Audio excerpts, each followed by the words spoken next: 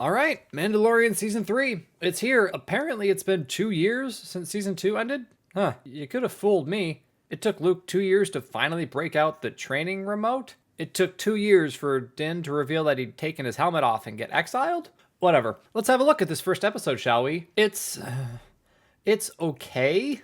Like most early season episodes of The Mandalorian, it's pretty slow, building toward the central plot. The problem is, in the first season, we were just getting introduced to Mando and Grogu, learning and wondering about them, and watching Din start to form a bond with Grogu. Now they're established characters with a cemented relationship. This episode doesn't do anything to further their relationship. In fact, there's really no point for Grogu to be here at all. Where the first 2 seasons were about Mando growing to love Grogu and then having to let him go, this season is apparently going to focus on Din's journey to Mandalore to redeem himself and to discover the true state of the Mandalorian homeworld. Grogu is just along for the ride to the supposedly ruined toxic wasteland that is now Mandalore because the show was too afraid to let go of the two of them being together.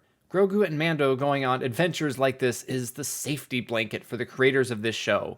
They tried to kick it off at the end of season 2, but then they just grabbed hold of it again in the middle of the Book of Boba Fett because they just weren't ready to let go and do something new. So we open with the Watcher in the water attacking the Fellowship.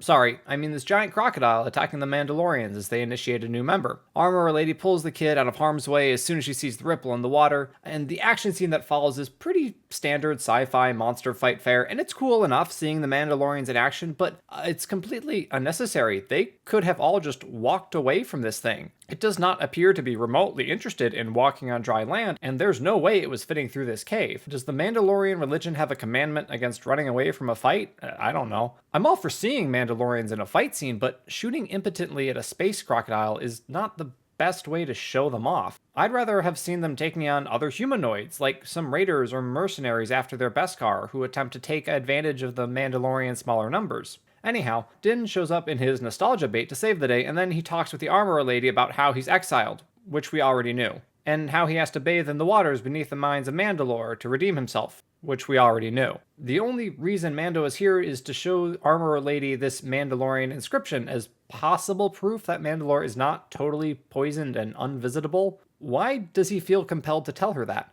Why not just go to Mandalore and see for yourself? Why waste time trying to convince her that there's a possibility the living waters still exist? Also, what exactly does his exile entail? It's not like the other Mandalorians shoot him on sight. I assume he's not allowed to live with them anymore, but we've never seen him living with them. He's always been out and about on his own, hunting bounties and all that. We're not particularly invested in Din trying to redeem himself because his status as an apostate changes virtually nothing as far as the story goes. But Mando cares, even if we don't, which holds up. This is his family, his clan, after all. And he apparently needs a droid to explore the potentially toxic surface of Mandalore, so he returns to Navarro in the hopes of having IG-88 restored. Because, you know how we're going back to Season 1, apparently? We can't cut right to the chase, though, because we have to endure the Magistrate. High Magistrate. Talking about how he can set Mando up with some land and resources. Din tells him, "But I have some matters to look after." But he continues trying to convince him to stay on Navarro. But then this exchange happens. "I have something pressing to attend to."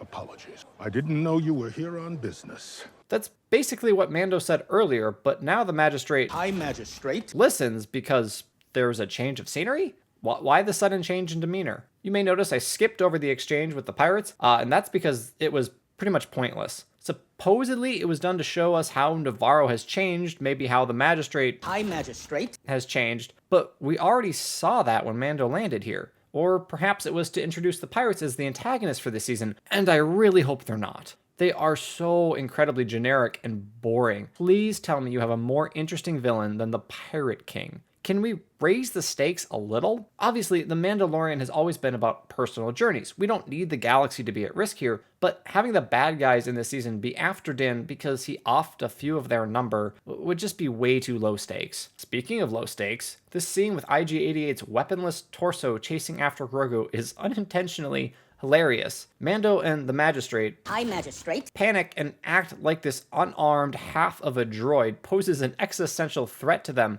as if they haven't just effortlessly gunned down 5 career criminals in the middle of a populated street without wasting so much as a single blaster shot. Seriously, Din, you could have stepped on the thing and solved this problem.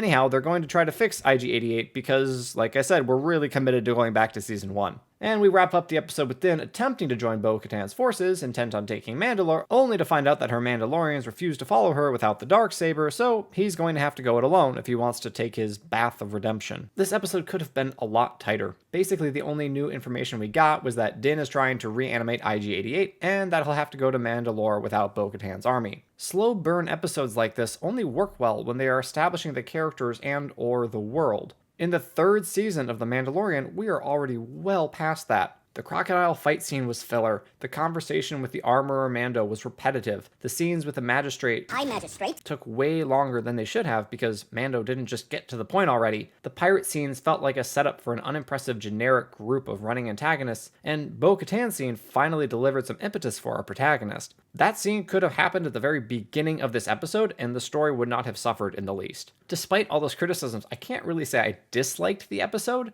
I always liked Din's character, his straightforward, no-nonsense demeanor. There were little details that I enjoyed, such as the droids holding the magistrate's overly ornate cape. I thought everyone's performances were solid, and the shots of Kalevala and the Mandalorian castle are absolutely beautiful. But I'm worried that the Mandalorian will go the way of the Bad Batch, using side quests to fill airtime at the expense of the main plot. Those types of episodes worked when we were still watching Mando and Grogu bond and learn about one another, but unless Grogu receives significantly more characterization, I don't think there's much more they can do with their relationship. They've set up the season to be an exploration of Mandalore, the tragedy that befell it and its aftermath. I just hope they get to the Mandalorian homeworld sooner rather than later. I worry that waiting on IG-88 to be repaired will give the show an excuse to delay Din's arrival on Mandalore, letting them send him on side quests that might be fun spectacle, but will likely have little actual substance or meaningful plot or character development.